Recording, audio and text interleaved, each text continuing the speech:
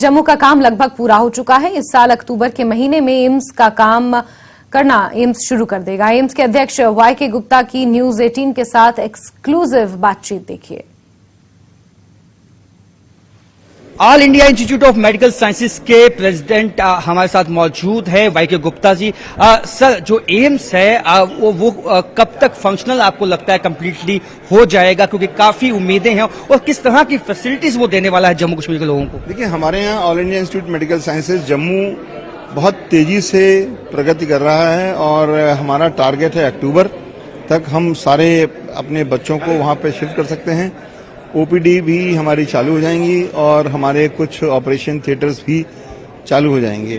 तो हमारा अक्टूबर तक हमारी इसकी टारगेट है। हमारा कंस्ट्रक्शन काम करीब करीब हो चुका है और उसमें फर्निशिंग और इसमें इंस्ट्रूमेंटेशन का ये काम परचेज करना और ये सब प्रोसेस में है। तो हमें पूरी उम्मीद है कि हमारे अक्टूबर नवंबर इस साल के अंदर तक हम अपने जितने भी जम्मू के लोग हैं और आसपास के लोग हैं उनको एक बढ़िया से बढ़िया हेल्थ की फैसिलिटी दे पाएंगे। सर, अभी जो यहाँ पे पेशेंट हैं वो दिल्ली एम्स जाते हैं स्पेशलाइज्ड ट्रीटमेंट के लिए। क्या कुछ यहाँ पे बदलाव आप देखते हैं हेल्थ सेक्टर में एम्स के फुली फंक्शनल हो जाने के बाद? बहुत ज्यादा बदलाव आने की हमें उम्मीद है और हमारा टारगेट ये है कि जम्मू, सिर्फ जम्मू ही नहीं, पूरे जम्मू कश्मीर और पंजाब और जहाँ पे जिसका कैचमेंट एरिया जिसे हम कहते हैं कि वहाँ से कोई भी मरीज दूसरे देश में या हमारे एम्स दिल्ली में न जाए, उसको यहाँ पे बेस्ट फैसिलिटी यहाँ पे अवेलेबल हो जाए। जैसे खासतौर से कार्डियोलॉजी की और ऑर्थोपेडिक्स की, क्योंकि यहाँ पे बहुत सारे एक्सीडेंट्स होने की संभावना है। तो यहाँ पे हमने ट्रॉमा सेंटर को एक बहुत ही मजबूत बनाया है। और दूसरा, किसी भी पेंडेमिक में किसी भी आईसीयू बेड्स हमारे पास इतने होंगे कि किसी भी पेशेंट को आईसीयू के लिए इधर उधर भागने की जरूरत नहीं पड़ेगी।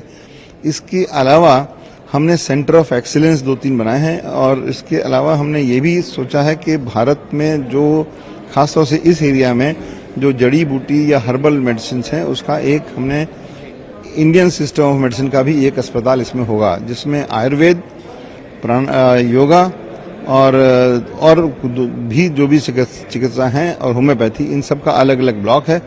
तो अगर किसी मरीज को इनमें से किसी इलाज की संभवतः जरूरत है तो वो होगी। इसके साथ में हमारा एक इंटीग्रेशन का भी है कि मॉडर्न सिस्टम ऑफ मेडिसिन के माध्यम से भी इसमें रिसर्च करी जाए। तो ये एक जो हमारा इंटीग्रेटेड मेडिसिन सिस्टम है ये होगा इसमें। सर, एक अंतिम सवाल ये होगा, क्योंकि सब जानना चाहते हैं कि इसमें फैकल्टी जो है वो ऑल इंडिया लेवल पे जो है ऑन मेरिट होगी, और जो बाकी जो स्टाफ है क्या एज पर रूल्स वो क्या जम्मू कश्मीर से होगा?